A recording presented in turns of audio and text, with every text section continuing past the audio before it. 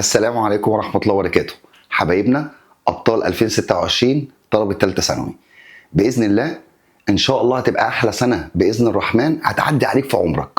لو أنت فاكر تالتة إعدادي لما أنت كنت فيها كنت بقى تقول سنة رخمة، سنة نيلة. لما أنت طلعت أولى ثانوي وطلعت تانية ثانوي تقول والنبي أنا أحلى سنة عدت عليا كانت تالتة إعدادي، أحلى سنة أنا كنت متفوق فيها. ليه يا دكتورة؟ لأن أنت كنت ساعتها حاسس بالمسؤولية، كنت حاسس ان دي سنه هتحدد لك بقى مصيرك، ثانويه عامه تبقى بني ادم ولا تخش بقى تجاره وزراعه ومش عارف صنايع ولا زي العيال التعبانه دي. فعشان كده انا بوعدك لو انت بذلت مجهود اللي عليك، لو انت اتقيت ربنا في كل اللي انت بتاخده، لو انت قربت من ربنا سبحانه وتعالى، ربنا سبحانه وتعالى هيحقق لك كل اهدافك. انا مش هقعد اقول لك بقى ايه الكلام الرنان ان انت مع المنصه بتاعتنا ومع الشرح بتاعنا هتبقى انت اجمد واحد في الكون وهنطير في الفضاء مفيش الكلام ده يا دكتوره. باجتهادي واجتهادك، باللي انا عارف مسؤوليتي تجاهك وانت عارف مسؤوليتك تجاه نفسك، هتحقق باذن الله اللي انت عاوزه. انا مش عاوز ابدا السنه دي يا دكتوره بحاجه زي مثلا زي زمايلي وزي حبايبي اللي يقول لك انا هبدا ان شاء الله بكورس تاسيسي. كل ده كلام في الاونطه، لان منهجك اصلا عباره عن كورس تاسيسي. المنهج هيتغير طب ترتيب الدروس هو اللي هيتغير؟ ايوه ده اللي هيحصل. هل هيغير جوهريا في كل حاجه؟ ما اظنش ده بخبرتنا بقى السنين دي كلها. طيب هعمل ايه في اول حاجه؟ انا هبدا بدرس جرامر ابن زباله. ليه بتقول كده يا عم؟ لان درس جرامر مليان. كل دروس الجرامر يا دكتوره ليها استخدام واحد، ليها معنى واحد، انما الدرس بتاع النهارده ده ليه 60,000 استخدام وليه 60,000 معنى وبيتغير معناه ويتغير استخدامه بتغيير الكي ووردز كلمات الداله. وهنشوف دلوقتي انا قصدي ايه. من اتقل الدروس. طب انا فهمت. اعرف ان كل الاسئله يا دكتوره اللي جنابك هتشوفها في الهوم ورك كلها تقايل. انا لامم اتقل اسئله واتقل افكار في كل الدروس بتاعت او في كل الكتب اللي موجوده كلها. فعشان كده لو انت شديد هتلاقي نفسك باذن الله رب العالمين مستواك بيعلى بسرعه في السكيلز، قطع، ترانسليشن، اي حاجه تتخيلها باذن الله موجوده، بس باجتهادك هتوصل اللي انت عاوزه. وخلي بالك باذن الله هتلاقي ناس في كتفك، ناس في ظهرك اكتر مما تتوقع. اخواتك، مسترك، هبقى عامل زي والدك زي اخوك الكبير زي ما انت عاوز. فريق دعم كامل للمنصه، فريق دعم كامل للاسئله، فريق دعم كامل لكل حاجه جنبك هتتخيلها. السؤال اللي انت هتبعته انسى ان يعدي، مش هقول لك بقى immediately على طول دلوقتي هيترد عليك، ممكن يبقى بترد على ناس تانية، ممكن ناس تانية تبقى شغاله في حاجه كمان. اعرف ان انت مش هيعدي يومك غير لما المعلومه دي تبقى عارفها. طب انت ما فهمتش، هيبدا يعمل لك ليها، لو عاوز فيديو هيعمله لك، اسئله عليها هيعملها. طب ما وصلتش يبقى انت جنابك لازم انا اللي هكلمك، لازم انا اللي هجاوب لك بنفسي. فانا عاوزك تبقى واثق ان شاء الله رب العالمين كل اللي انت هتحلم بيه هتلاقيه، بس نرجع للاصل. جنابك لازم جنابك تتقي الله وان شاء الله رب العالمين تحقق اللي انت نفسك فيه باذن الله. طب مستر انا بقرا الانجليش والله العظيم طول عمري عندي مصايب فيه. انا بوعدك يا ابن الناس والله هتبقى من اكتر المواد اللي جنابك بتحبها في حياتك، واكتر من الحصص اللي انت هتبقى منتظر يا رب بس ينزل حصه امتى. ده وعد مني ليك. فانك تقلق لا ما تقلقش. ليه؟ لان ماهر عبد ربه مش هتقدر تغمض عينيك. يلا كده يا سيدي نسمي كده بسم الله، وهبدا اشتغل في الدرس اللي قلت لك عليه اللي هو the present perfect tense، زمن المضارع التام. وهعمل ما بينه وما بين البريزنت بيرفكت كونتينوس مقارنه. والمفروض البريزنت بيرفكت كونتينوس ده موجود قدام قوي كان في المنهج اللي فات، بس احنا هنعمل الاثنين مع بعض عشان كده نعيش مع بعضينا. بسم الله. انت عارف يا دكتوره ان اي زمن في الدنيا ليه حاجه اسمها فورم تكوين، ليه حاجه اسمها يوسج استخدام. ازاي اعمله نيجاتيف، ازاي اعمله باسيف. تعالى كده نشوف الفورم بتاعه بيتكون من ايه. قال لي بيتكون من هاف وهاز والباست بارتيسيبل. هاف وهاز والباست بارتيسيبل. طبعا انت جنبك عارف ان الاي بتاخد هاف، هي وشي وات بياخدوا هاز، وي وذي بياخدوا هاز. يلا هاف وهاز والباست بارتيسيبل ده التكوين بتاعه. هنتكلم على الباسيف بس في الاخر. طيب انت ايه استخدامك يا دكتوره؟ ايه استخدامك يا مضارع يتام؟ قال لك بقى بص بقى من عيوبه ان جنابك عارف حاجه من المعاصي، ان تقول للطالب هو المضارع التام بيستخدم في ايه؟ يقول لك حدث بدأ في الماضي وله اثر. دي استخدامية واحدة. لا، ده ليه استخدامات كتير جدا جدا جدا جدا، وركز لان الاستخدامات هتختلف باستخدام الكي ووردز، الكلمات الدالة. قصدك ايه يا مستر؟ يعني مثلا عندي كلمة اسمها already وكلمة اسمها just. already و just الاتنين just معناها حالا او توا. طب already معناها بالفعل. تمام. لازم بقى في درس النهارده يا دكتوره لازم تعرف كل كلمه بيبقى مكانها فين، ولما بتبقى المكان ده الجمله بتعبر عن ايه، لان كل واحده بيبقى ليها اماكن وليها يوسج استخدام. قصدك يا مستر؟ اقول لجنابك عندي مثلا كلمه already وجاست في ما بينهم تشابه وحيد. ايه؟ قال لك تاتي بعد have او has. مكانها بعد have او has have already has just. وفي الحالة دي وتعبر عن حدث ماله بدأ في الماضي. بدأ في الماضي يعني حاجة بدأت من ساعة، من ساعتين، من يوم، من يومين، من شهر، من شهرين. البداية كانت في الماضي. طيب ماله ولسه خلصان دلوقتي. حاجة أنا بدأتها في الماضي ولسه خلصانة دلوقتي. مثلا مستر، طب ما أنا عارف إن هي حاجة بدأت في الماضي ولسه خلصانة ولها أثر. في بعض الجمل بيبقى ليها أثر. مثلا لما أقول لك it has just rained. الدنيا لسه مخلصة دلوقتي مطرة. طب ايه اللي يبين ان الدنيا لسه دلوقتي مخلصه مطره؟ في حاجه انا شايفها، في طينه في الشارع، مد، في طينه في الشارع، فانا مبين ان الدنيا دلوقتي لسه مخلصه مطره. موافق. طب بص بقى المثل ده. علي has just left the house. علي لسه ماشي من البيت حالا. واحد فيكم جالي كده البيت، مستر هو الواد علي راح فين؟ اقول له علي ده علي لسه ماشي حالا. طب بالله عليك يا مؤمن، علي لسه ماشي حالا، هل في اثر انت شايفه؟ حاجه بقى شايفها. هل يعني مثلا لما مشي ده عمل تراب وحواليه؟ اكيد لا. امال ايه اللي بيبين لي ان الحدث لسه خلصان دلوقتي؟ كلمة جاست. يبقى جاست بتبين لك ان الحدث لسه خلصان دلوقتي. ممكن في الجملة دي استخدم جاست، استخدم اوريدي، ما تفرقش بالنسبة لي. يبقى ده اول استخدام للمضارع التام مع اوريدي وجاست. اول استخدام ايه يا دكتوره؟ حدث بدأ في الماضي، بدأ من ساعة، من ساعتين، من يوم، من يومين، ولسه خلصان دلوقتي. طب مكانك فين يا اوريدي ويا جاست؟ قالت لي انا باجي بعد هاف او هاز. وده الاستخدام الوحيد لجاست يا دكتوره، اللي هو بعد هاف او هاز. طب اوريدي لا، دي بقى معلمه من معلمين الدرس. اول استخدام انها بتعبر عن الحدث لسه خلصان. اول مكان بتيجي بعد هاف او هاز. طب هل ليها اماكن تاني؟ قالت لي تعالى بقى على كلمه اوريدي. بتيجي فين تاني يا دكتوره؟ قالت لي تاتي في نهايه الجمله، بس لازم الجملة دي تبقى affirmative، مثبتة. في نهاية الجملة المثبتة يعني ممكن الجملة بتاعت علي دي ممكن أعملها كده: علي has just، أسف أنا مش عاوز just، already has already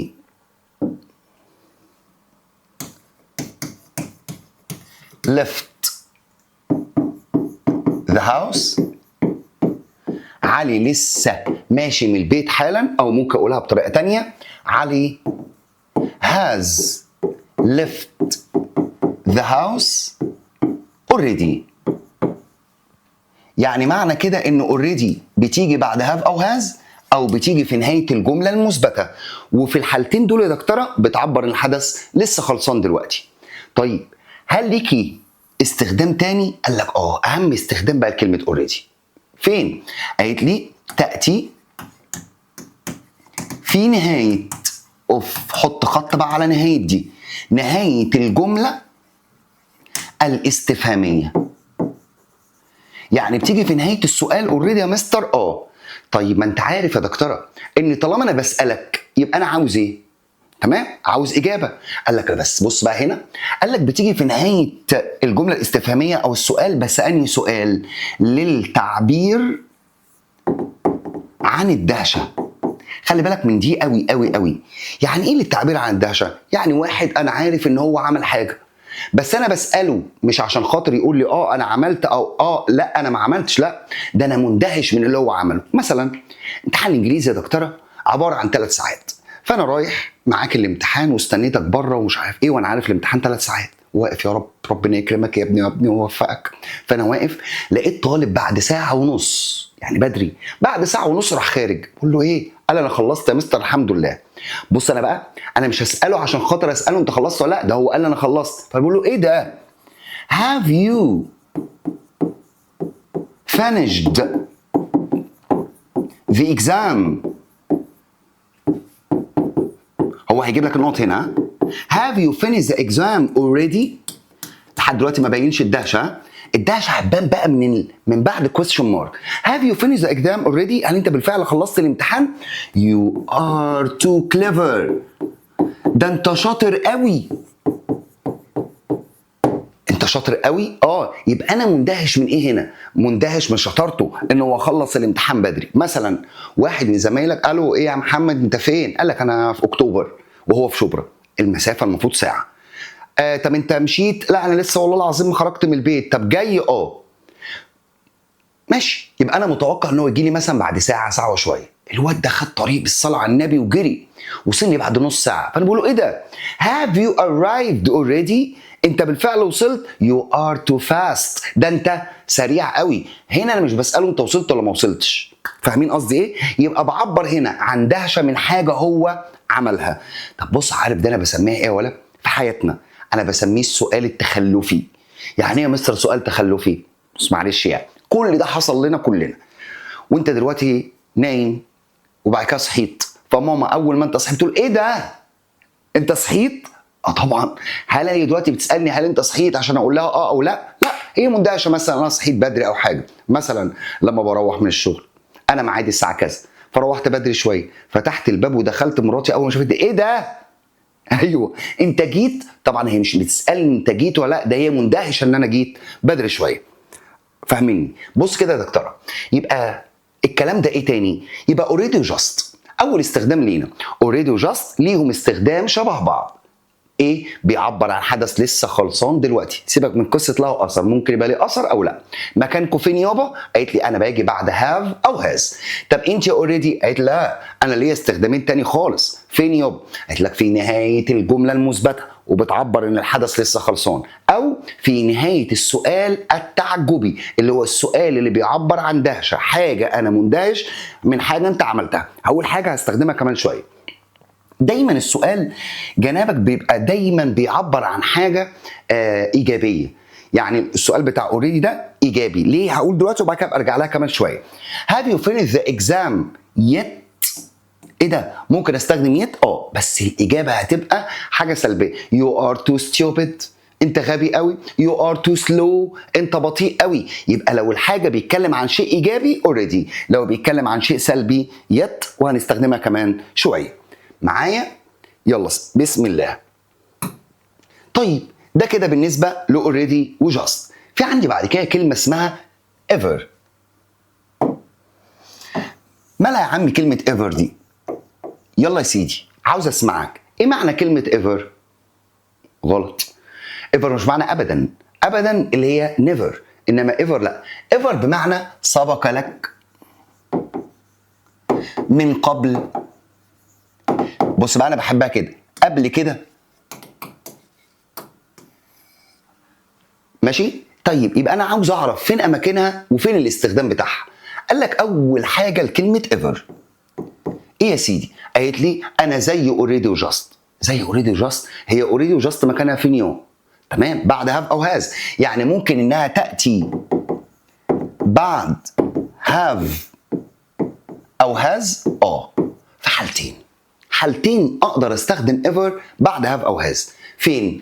اول حاجه لو الجمله تبدا بنو واي حاجه. no one no student no وبعد كده اي اسم. مثلا انا بسال جنبكم دلوقتي ولادي مين فيكم قبل كده سافر باريس؟ مين قبل كده راح باريس؟ فما لقيتش حد راح، فانا بقول كده no student مفيش ولا طالب، طبعا مفرد has وراح جايب لي بقى النقط هنا has ever traveled to Paris. ولا طالب قبل كده سافر باريس. يعني معنى كده ان الجمله دي يا دكتوره بتعبر ان الحدث بتاع السفر ده حصل ولا ما حصلش؟ ما حصلش. طب ايه اللي بيبين ان هو ما حصلش؟ كلمه no. No student has ever traveled to Paris. مفيش ولا طالب قبل كده سافر باريس. ده اول حاجه ليها بعد have او has، بس الجمله بتبدا بنو واي اسم. ماشي. ايه تاني؟ قالت لي برضو بتيجي بعد have او has نفس المكان، بس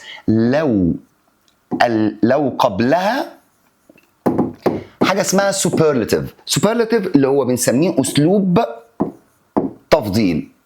مالك يابا؟ ماشي، هو طالبه معاه احمر بس عادي. لو قبلها اسلوب تفضيل، ايه اسلوب التفضيل ده يا مستر؟ اللي هي superlative، اللي هي المقارنه بين واحد ومجموعه. عندي كذا عيل طويل وعلي هو الاطول، فبقول علي is the tallest. اللي هي بيبقى في ذا وعندي الصفه اللي بنسميها has one syllable، اللي بتسموها انتوا قصيره، هنلغي الالفاظ دي خالص. est. طب لو كانت صفه more than one syllable اكتر من مقطع، زي مثلا beautiful، زي intelligent، زي skillful، اي صفه اكتر من مقطع بنحط قبلها the most الاكثر او the least الاقل ووراها الصفه. مثلا this is the most beautiful girl. دي اجمل بنت انا شفتها. I have، بص بقى المكان هيبقى النقط هنا. I have ever met. دي اجمل بنت انا قابلتها. يعني معنى كده انا ما قابلتش بنت اجمل من دي قبل كده. تمام. مكانها فين يابا؟ مكانها بعد have او has اهي، بس شرط ان قبلها superlative اسلوب تفضيل. This is the tallest boy. ده اطول ولد I have ever met. I have ever met. ده اطول ولد انا قابلته. يعني معنى كده ان اول حاجه ليها مكانين يا دكتوره. فين؟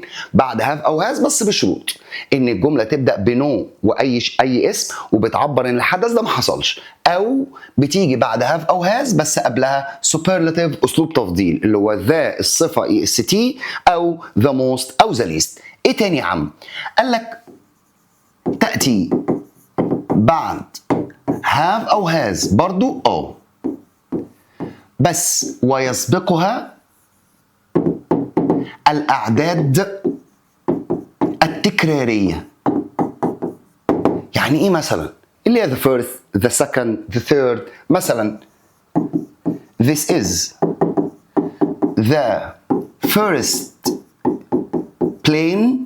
دي أول طيارة I have ever seen. دي أول طيارة أنا شفتها. معنى كده إن أنا ما شفتش طيارات قبل كده. تمام؟ يبقى في قبلها أعداد تكرارية the first the second، برضو بتيجي بعد have أو has. ممكن تيجي في نهاية الجملة بص دي عشان حلوة قوي. My mother، ماما is the best cook يعني طباخة أو طاهية يعني، ويروح حاطط لك نقط هنا. My mother is the best cook ever. هنا بمعنى على الإطلاق. ماما هي أفضل طباخة على الإطلاق. ماما هي أحسن واحدة بتطبخ. قبلها أسلوب تفضيل أهو، وجاية فين؟ في نهاية الجملة. يبقى ده المكان برضو بتاع كلمة ever. أنا عاوزك ما تقعدش كده زي القول لو نايم لا، عاوزك ورقة وقلم وبعد إذنك ورايا.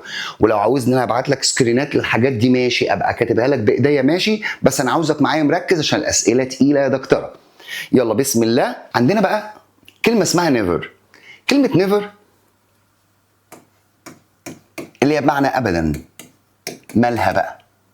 بتيجي فين وبتعبر عن إيه؟ قال لك مكانها زي already وجاست. برضو يعني فين؟ بعد have أو has، ده مكانها. تأتي بعد have أو has. طب يا مستر هل بتعبر زي already وجاست إن الحدث لسه خلصان دلوقتي؟ لا لا لا، معنى never أبدا، وتعبر عن عدم حدوث الفعل حتى الآن. يعني لحد اللحظة اللي أنا بكلمك فيها دي الفعل ده ما حصلش. مثلا واحد بيقول لي يا مستر سافرت قبل كده لندن، فأنا بقول له والنبي يا أخويا I have never، أنا عمري I have never traveled to Paris، أنا عمري ما سافرت إلى باريس. يعني معنى كده لحد اللحظة اللي أنا بكلم فيها جنابك دي أنا ما سافرتش باريس خالص. يبقى هنا بتعبر عن إيه؟ بتعبر إن الحدث ده ماله؟ ما حصلش. بص اللقطة الصغننة دي، ممكن أقول لك the student مثلا has never، عمره ما سافر. عارف بقى بتساوي إيه؟ بتساوي no one، مثلا no one no student أي حاجة. has هنا بقى تبقى ever، has ever traveled to Paris، ولا واحد لحد دلوقتي منهم سافر إلى باريس. يعني معنى كده إن الحدث ده حصل ولا ما حصلش؟ ما حصلش. صلى على الرسول. يعني معنى كده الجملة بتاعت have هنا اللي وراها never معناها إن الحدث ما حصلش. have هنا مثبتة ولا منفية؟ مثبتة. طب هنا no one has، هي هنا منفية بكلمة no one. عاوز تقول إيه؟ إن no مع ever بتساوي مثبت مع never. ايه اللي انت بتقوله ده؟ no اللي هي no one no student مع كلمة ever هي ان الفعل مثبت مع كلمة never، والاتنين دول يا دكتورة بيعبروا عن عدم حدوث الفعل، ان الفعل ده ما حصلش لحد اللحظة اللي انا بكلمك فيها دي. يبقى منفي ever بيساوي مثبت never، والاتنين بيعبروا ان الحدث ما حصلش. ماشي. في عندي كلمة اسمها yet. مالها yet؟ اللي هي بمعنى حتى الآن، اللي انا بحبها لحد دلوقتي. طبعا انت عارف ان yet بتيجي فين يابا؟ صح، في نهاية الجملة المنفية وفي نهاية السؤال. صح، اهي في نهاية الجملة المنفية، وطالما منفية يعني بتعبر ان الحدث ده ماله؟ ما حصلش. يعني بس لازم تبقى منفية. I haven't met، انا ما قابلتش an actor yet، انا ما قابلتش ممثل حتى الآن. يبقى لحد اللحظة اللي انا بكلمك فيها دي انا قابلت انهي ممثل؟ ولا واحد. محدش لحد دلوقتي قابل، او انا ما قابلتش لحد دلوقتي ولا ممثل حتى الان. الجمله بتاعتها منفيه وجايه فين؟ في النهايه. انما دي بادئه بنو، فكلمه ايفر بعد هاف او هاز وحياه والديك. تمام. ايه تاني؟ قال لك بتيجي في نهايه السؤال. لو انت مركز معايا بقى من اول المحاضره انا قلت لك حاجه بتيجي في نهايه السؤال. ايه بقى يا سيدي؟ وربنا ما سامعك. ايوه اوريدي. طب ايه الفرق بقى ما بين اوريدي وما بين يت في حكايه في نهايه السؤال؟ اوريدي لو انت فاكر انا قلت لك بتيجي في نهايه السؤال اللي انا مستني منك اجابه؟ لا، كانت هنا السؤال التعجبي اللي انا مندهش من حاجه انت عملتها. امال دي بقى لا، في نهايه السؤال اللي محتاج اجابه. قصدك يا مستر اهو have you traveled to London؟ وسكت. عارف لو سكت كده يبقى انا مش بيعبر ان انا مندهش. have you traveled to London yet؟ هل سافرت لندن حتى الان؟ رد عليا. يبقى هتقول لي يا اما يا اما لا. وممكن بعد علامه الاستفهام ممكن يقول لك نو، ممكن يقول لك يس. يبقى معنى كده اللي انا برضو كنت مستني اجابه. يبقى يت في نهايه السؤال اللي انا مستني منه اجابه، انما اوريدي في نهايه السؤال اللي انا مندهش من حاجه انت عملتها او حاجه انت ما عملتهاش، بتعبر عن الدهشه. دي الاماكن يا دكتوره بتاعه يت اللي هي فين؟ في نهايه الجمله المنفيه وفي نهايه السؤال بص بقى الجملة دي. I have not met an actor before. This is the first time for me. دي أول مرة ليا. بص الجملة. I have a، خلي بالك دي مثبتة. I have a met an actor before. أنا قابلت ممثل قبل كده. دي أول مرة ليا. يبقى معنى كده إن أنا عمري ما شفت ممثل قبل كده ودي أول مرة ليا. يعني الجملة الأولانية دي بتعبر عن نفي، فأقول I have never. أنا عمري ما قابلت ممثل قبل كده. دي أول مرة ليا. تمام؟ يبقى اخد بالي برضو منها المثل ده. ماشي نكمل يا دكتور. عندي كلمة اسمها recently اللي هي بمعنى حديثا أو مؤخرا، وكلمة اسمها lately برضو بمعنى حديثا أو مؤخرا. الاتنين نفس المعنى والاتنين نفس الأماكن. ممكن تيجي في أول الجملة، ممكن تيجي بعدها في أو هاز، غالبا بتيجي في نهايه الجمله. اوكي غالبا، انا بقول غالبا وخلي بالك من الفاظي لان بعد كده هقول لك كلمه غالبا دي من اهم الحاجات. ماشي. الاثنين بمعنى حديثا او مؤخرا، يعني الاثنين نفس المعنى. جميل. طب ايه الفرق ما بينهم يا عم؟ اتفقنا الاول مكانهم فين؟ في اي حته، اول الجمله، بعدها في او هاز، في نهايه الجمله، مش هتفرق بالنسبه لي. انما ريسنتلي فين؟ قال لك في الجملة الافيرماتيف المثبتة، واهم كلمة هقولها فقط. جملة مثبتة بس. طب ليتلي لا، غالبا في الجملة المنفية. غالبا في الجملة المنفية قصدك يا مستر؟ يعني ممكن تيجي في المثبتة بس خلي بالك هقول لك حاجة دلوقتي. يعني معنى كده لما يقول لي I have bought، أنا اشتريت a new car، أنا اشتريت عربية جديدة، واداني سبيس كده أو نقط. أختار إيه فيهم؟ هنا الجملة مثبتة فأختار recently. طب ما أنت بتقول ممكن أختار lately، إمتى بقى يا دكتورة؟ في الحالة دي لو ما جابليش recently في الاختيارات. ليه؟ لأن الأصل في الإثبات هي recently مش lately. طبعا لو كانت الجملة negative I haven't built a house وراح مديني نقط، يبقى هنا الجملة منفية، يبقى أقدر أستخدم lately. طب بناء على الشرح اللي احنا قلناه ممكن أستخدم كلمة تانية yet، لأن ممكن بتيجي في نهاية الجملة المنفية. طب يا مستر ممكن يديني الاتنين مع بعض؟ لا، لأن الاتنين هيبقوا صح. طب نقول بس تاني كده، يعني قصدك كده لو مديني جملة مثبتة والنقط اختار recently او lately.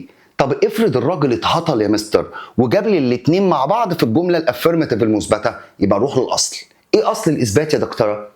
recently. يبقى في الحاله دي اختار recently، هو مش هيعمل كده على فكره. طيب لو كانت جمله منفيه يبقى طبعا recently مش هتنفع، يبقى اختار lately. طيب في كلمه اسمها so far بتساوي كلمه اسمها up till now اللي هي بمعنى حتى الآن. هي مكانها غالبا في نهاية الجملة، إنما ممكن تيجي في أول الجملة عادي. يعني ممكن أقول لك so far لحد دلوقتي I haven't met a football player. لحد دلوقتي أنا ما قابلتش لاعب كورة. يبقى لحد اللحظة اللي أنا بكلمك فيها دي أنا ما قابلتوش. وممكن أقول لك I haven't met a football player so far. I haven't met a football player up till now. تيجي في البداية تيجي في النهاية، وغالبا الجملة بتاعتها بتبقى منفية عشان حتى المعنى يمشي. طب ممكن تيجي مثبتة ممكن أقول لك I have read، أنا قريت 3 books، 3 كتب so far. لحد اللحظة دي أنا قريت 3 كتب، يبقى عملية القراية بالنسبة لي تمت، وال3 كتب دول أنا خلصتهم خلاص. تمام؟ تمام.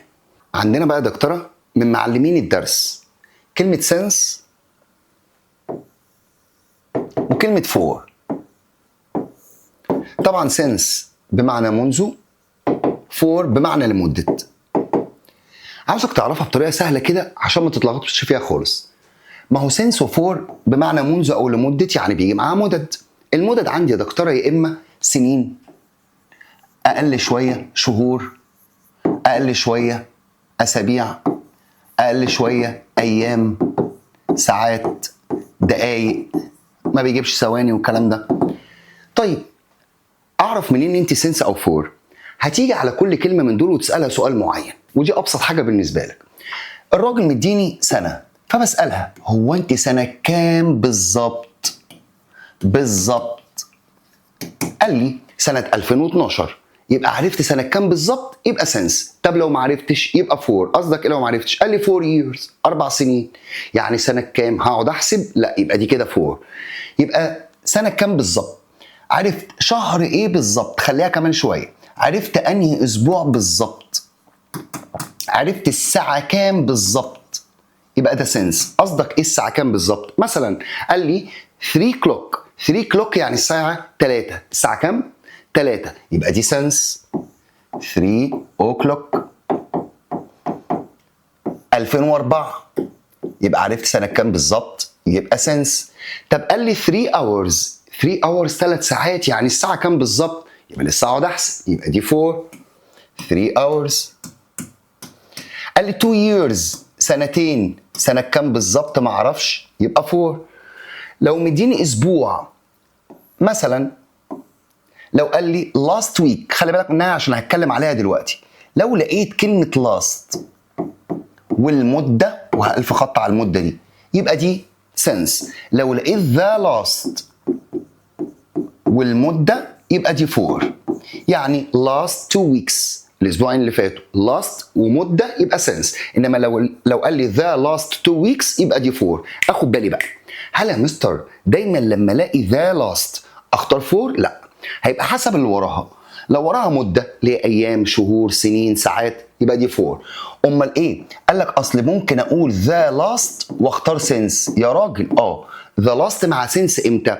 لو جاي وراها أكشن، حدث، عشان ما تعبكش. لو جاي وراها ناون، اسم، مثلا ذا لاست وور، الحرب اللي فاتت. مثلا بيرثداي، العيد ميلاد اللي فات. لو جاي وراها ناون يبقى بختار كلمة سنس. طب ده لو افرض جايب لي النون على طول، الاسم على طول من غير ذا لاست ولا لاست، برضه سنس. يعني مثلا ماي تشايلد هود، طفولتي، يبقى سنس. ماي بيرث داي، عيد ميلادي، يبقى سنس. يبقى بالراحة، هل أول ما ألاقي ذا لاست أجري على فور؟ لأ، الفيصل الكلمة اللي بعد ذا لاست. لو لقيت وراها مدة يبقى دي فور. لو لقيت وراها أكشن، حدث أو نون، اسم، أبسط لك، يبقى سنس. ايه تاني؟ لو مديني شهر هسأله هو انت اسمك ايه بالظبط؟ قال لي مثلا اكتوبر، يبقى انا عرفت شهر اكتوبر، يبقى ده سنس. لو قال لي 3 month، 3 شهور، انهي 3 شهور؟ ما اعرفش اسم الشهر، يبقى دي 4. لو جاب لي يوم اسأله هو انت يوم ايه بالظبط؟ اسمك ايه؟ قال لي فرايداي، الجمعة، يبقى ده سنس. قال لي 2 days، يومين، ما اعرفش يوم ايه بالظبط، يبقى 4. يبقى الخلاصة في قصة سنس وفور يا شيخ، لو الراجل مديني سنة، مديني يوم، مديني شهر، مديني اسبوع، عرفت شهر ايه بالظبط، عرفت يوم ايه بالظبط، عرفت الساعة كام بالظبط، سنس. لو ما عرفتش يبقى فور. اخد بالي بس من كلمة ايه؟ ذا لاست، الفكرة بتاعتها عشان مهم. طيب ناخد بقى بالنا من سنس لو جت أداة ربط. سنس جت في الأول، جت في النص، ما تفرقش بالنسبة لي. في كلمة اسمها سنس، وكلمة اسمها ايفر سنس، وكلمة اسمها since then. مالهم؟ قال لك since جت في الأول، جت في النص كأداة ربط. مالها؟ دايما بعدها، دايما ألف خط على كلمة دايما. دايما بعدها past simple، ماضي بسيط. ماضي بسيط اللي هو ايه الماضي البسيط ده يا مستر؟ اللي هو التصريف الثاني للفعل، اللي هو play played بإضافة دي أو دي أو دي. وفي الirregular، الأفعال اللي هي الغير منتظمة أو الشاذة. see الماضي بتاعها so، meet الماضي بتاعها met، buy الماضي بتاعها bought. ماضي بسيط. طب قبلها يا سيدي، قبلها present perfect اللي هو الزمن بتاعها، مضارع تام أو مضارع تام مستمر اللي هتكلم عليه كمان شوية. مضارع تام أو مضارع تام مستمر. طيب ever since قالت لي انا اخت since بالظبط. بعديه past simple ماضي بسيط، وقبلها present perfect او present perfect continuous مضارع تام او مضارع تام مستمر. جميل. مضارع تام او مضارع تام مستمر. معلش نعدل دي بس كده. الله اكبر. مضارع. طيب انت بقى يا سنس ذن، وخلي بالك منها عشان مهمه جدا، قالت لا انا بقى عكس الاثنين دول، يعني بعديه يا اما present perfect مضارع تام او مضارع تام مستمر، وقبلي past simple ماضي بسيط. كل ده دلوقتي انا هحل عليه وركز بس كده معايا. في قانون كده انت متعود عليه من اعدادي، كان بيقول لك ايه؟ اتس. لا ات از وراها المده، اتس ا ويك، اتس 2 مانث، اي مده. بعد كده سنس، ودايما بعد سنس الزمن دايما بعد سنس باست سمبل ماضي بسيط. خلي بقى القانون ده بقى خادع شويه، لان ممكن تبقى اتس اللي هي ات از او ات هاز بين وبعد كده المده. it has been والمده وبعد كده since وبعد كده زمن ماضي بسيط. اخد بالي من الكلام ده. طيب حالا دلوقتي احل على الكلام اللي احنا قلناه. معلومه برضه سمعتها كتير جدا، كان المستر يقول لك ايه؟ الواد ده راح المكتبه ورجع، او راح المكتبه ولسه هناك. كانوا بيسموها ذهب وعاد، وذهب ايوه سامعك ولم يعد. في واحده برضو مهمه قوي بمعنى استقر. يعني ايه استقر؟ يعني راح مكانه ومش هيرجع منه تاني، اكيد هتبقى بلد يعني او مدينه. طب راح ورجع بتبقى have او has. انا هكتب مثلا have been to ووراها المكان. يعني لما اقول لك علي has been to the library، علي راح المكتبه، معنى كده ان هو مش في المكتبه دلوقتي، راح ورجع. طب لو هو لسه في المكتبه يبقى have او has gone to ووراها المكان. ده راح بس لسه هيرجع. طب واحد راح مثلا لندن ومش هيرجع تاني، استقر خلاص هناك، اسمها have او has طبعا. been ايه ده؟ have been برضو بس in ووراها المكان اللي هو استقر فيه. يبقى have been to راح ورجع، have gone to راح مكان بس هيرجع، have been in استقر خلاص مش راجع تاني. نعمل بقى مقارنه دلوقتي بقى يا دكتوره ما بين البريزنت بيرفكت المضارع التام والبريزنت بيرفكت كونتينوس المضارع التام المستمر. وخلي بالك لان في كذا اختلاف ما بينهم كده، سهل ان شاء الله. البريزنت بيرفكت يا دكتوره قلنا بيتكون من هاف او هاز والباست بارتيسيبل. تمام، ده المضارع التام. طب البريزنت بيرفكت كونتينوس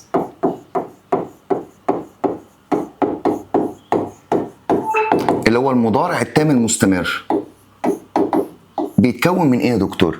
قال لي بيتكون من have او has been، have been او has been، وطالما مستمر اي زمن في كلمه مستمر يبقى الفيرب ing. طب يا مستر الاختلافات ما بينهم كبيره، اختلافات صغيره وركز فيها. المضارع التام اصله بيعبر عن حدث بدأ في الماضي، حاجة أنا بدأتها في الماضي ولسه خلصان دلوقتي. حاجة لسه خلصانة ده أصل الزمن، أصل المعنى يا دكتورة. طب المضارع التام المستمر حدث بدأ في الماضي، برضو البداية في الماضي وما زال مستمر ولسه لحد دلوقتي مستمر، بقى له سنتين، بقى له 3 سنين، بقى له 4 ايام، حاجه لسه مستمر. مثلا علي has arrived home، لسه واصل البيت، حاجه لسه حاصله دلوقتي وخلصت. انما دي اما اقول لك it has been raining، الدنيا بتمطر for بقالها 3 hours، 3 ساعات. يعني معنى كده ان الحدث يا دكتوره بدأ تمطر من امتى؟ من 3 ساعات، ودلوقتي لسه لحد دلوقتي مستمره. لو طلعت جنبك البلكونه هتلاقيها لسه عماله بتمطر. تعال بقى نشوف الفروقات الرهيبه اللي ما بينهم. جمله زي دي، آية has وراح مديني نقط. has a 3 stories، a 3 قطع، for بقالها 3 hours 3 ساعات. آية has a 3 stories 3 قصص بقالها 3 ساعات، وراح مديني في الاختيارات has، خليها has مثلا هنا ونشيل has فوق، has read ادي مضارع تام، ولا has been reading، ولا مضارع تام مستمر. ده بقالها يا مستر عماله تقرا بقالها 3 ساعات، يعني الحدث هنا خد مني وقت طويل 3 ساعات اول شلوت. الطبيعي ان هي دلوقتي استمرت 3 ساعات، فالطالب هيفكر يقول لك has been reading، فتبقى غلط. يا نهار اسود، ليه يا مستر؟ من اهم المعلومات يا ابن الناس، من اهم المعلومات نستخدم المضارع التام. يعني مش هنستخدم المضارع التام المستمر، لا، نستخدم المضارع التام امتى؟ لو ذكر بالجمله. لو اداني الراجل جوه الجمله حاجه من اتنين هختار مضارع تام. ايه؟ عدد الحاجه اللي انا عملتها، عدد 3 اوض، 4 قصص، عدد، او كميه. كميه 2 كيلو 3 كيلو طول، ده بنسميه عدد او كميه. لو اداني عدد او كميه هستخدم مضارع تام. لسه اهم معلومه، بص بقى الاخطر، حتى لو الفعل استمر، ودي اخطر كلمه انا كاتبها. يعني ايه حتى لو الفعل استمر؟ والنبي يا اخويا لو كان قاعد بيعمل الكلام ده بقاله 4 سنين، بقاله 5 ساعات، طول اليوم، مش تفرق بالنسبه لي، طالما مديني عدد او كميه لازم استخدم مضارع تام. خلي بالك في فرق كبير جدا ما بين العدد وما بين المده. بالله عليك، المدد يا ابن الناس اللي هي بتعبر عن الاستمرار، اللي انا هختار معاه مضارع تام مستمر. ايه هي المدد؟ المدد عندك اما سنين، شهور، ايام، اسابيع، 4 سنين، 3 شهور، يومين، دي اسمها مده، والمده بستخدم معاها مضارع تام مستمر. امال ايه العدد؟ عدد 3 كوبايات، 4 اوض، سريرين، 2 كيلو سكر، عدد او كميه. هل السكر، هل الشاي، هل الاوض، هل دي مده؟ لا، المدد ايام، شهور، ساعات. نرجع تاني، والله لو اداك مده بس طالما مديني عدد او كميه لازم استخدم مضارع تام، مهم جدا. طب بص يا سيدي، جمله زي دي، I نقط آية for 2 years. أنا إيه آية بقالي 2 وراح مديني have known، يعني عارف آية بقالي 2، ولا have been knowing مضارع تام مستمر. يا مستر دي سهلة.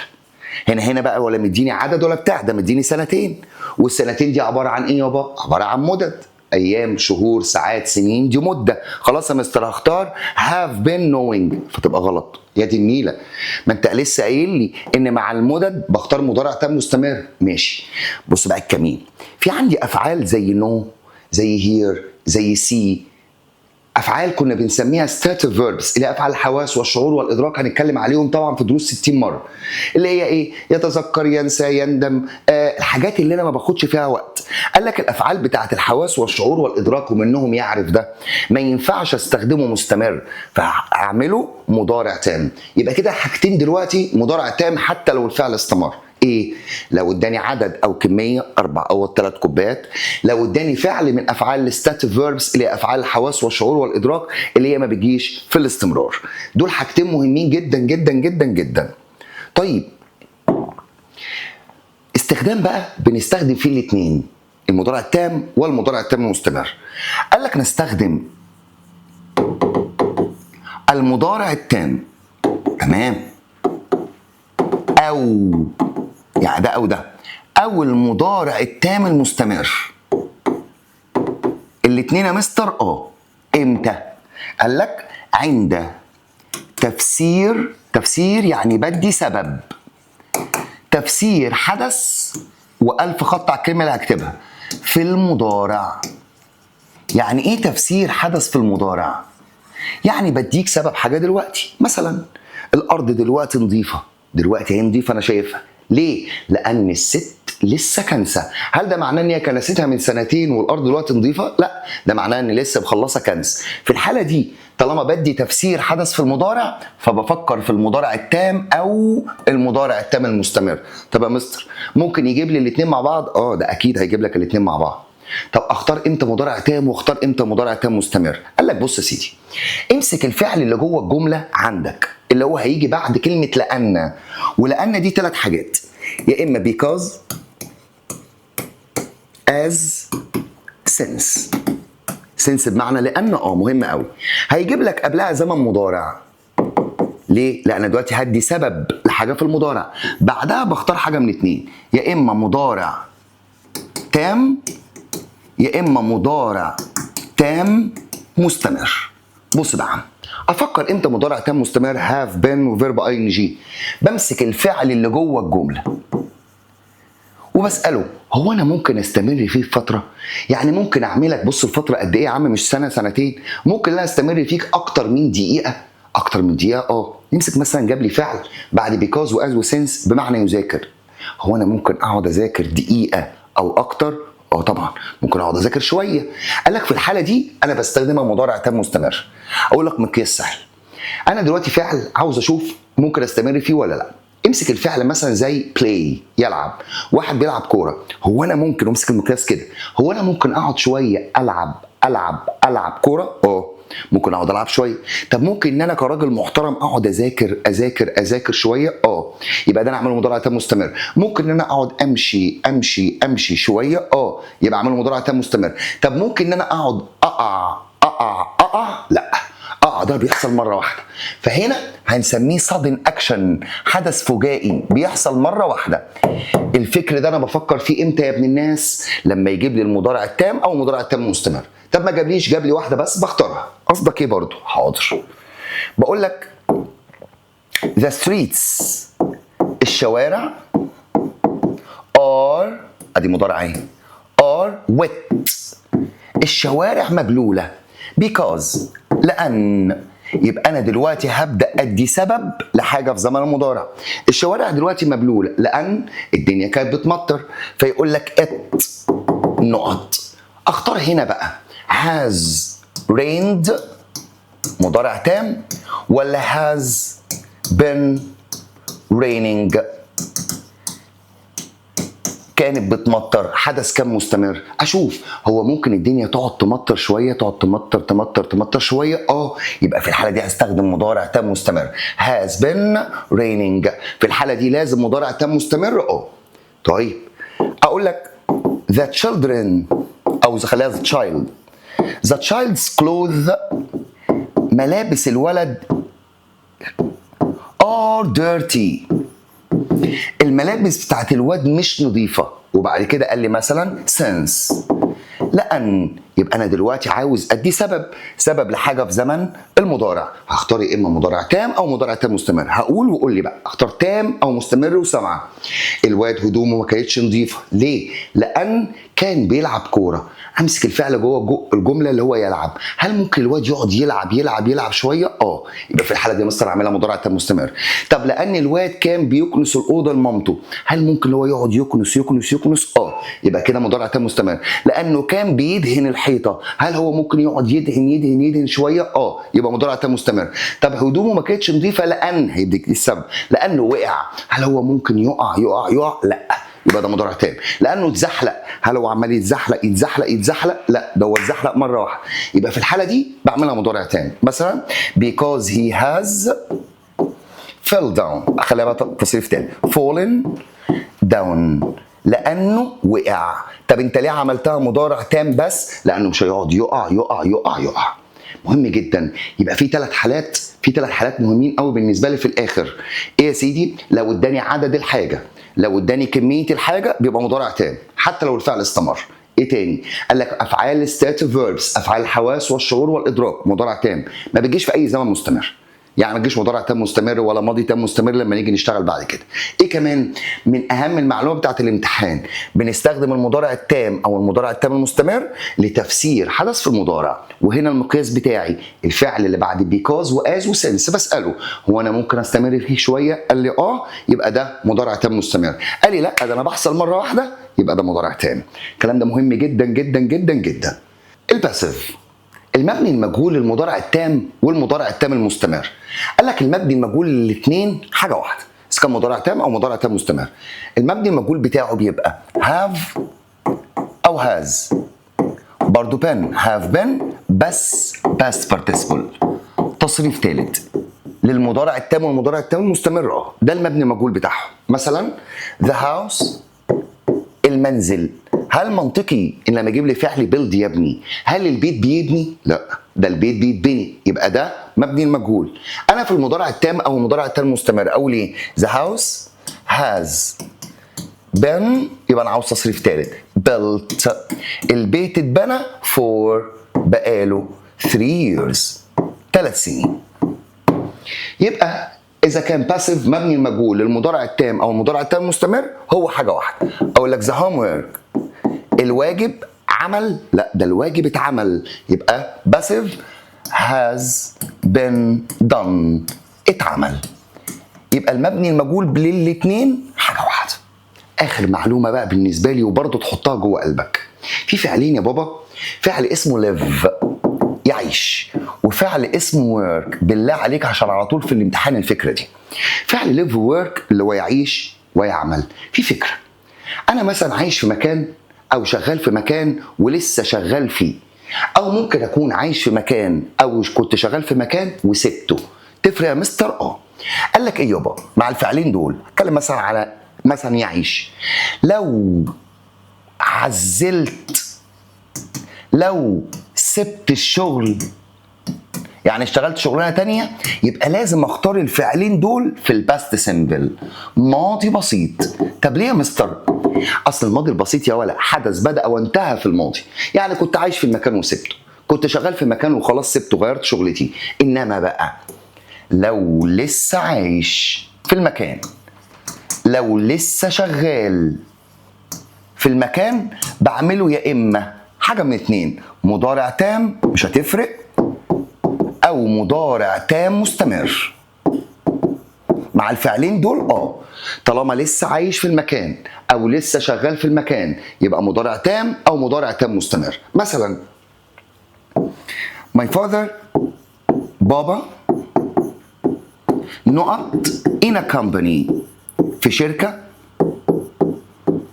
for 2 years من سنتين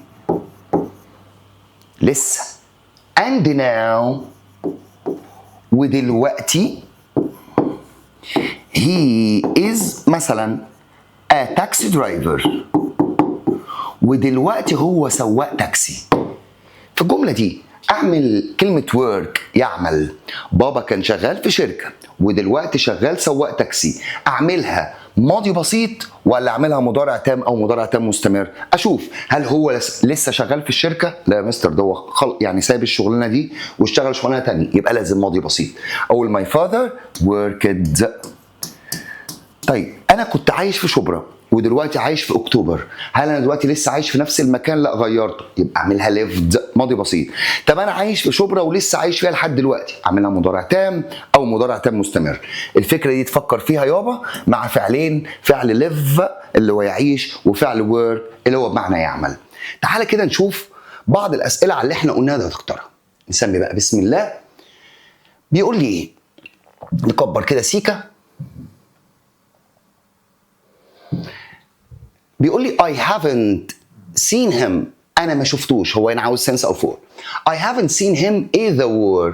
The war الحرب ده عبارة عن أكشن أو عبارة عن اسم، وإحنا لسه من شوية لو الراجل جاب لي الاسم على طول يا دكتورة بختار تمام since. طب هنا she has been writing her first novel 2019.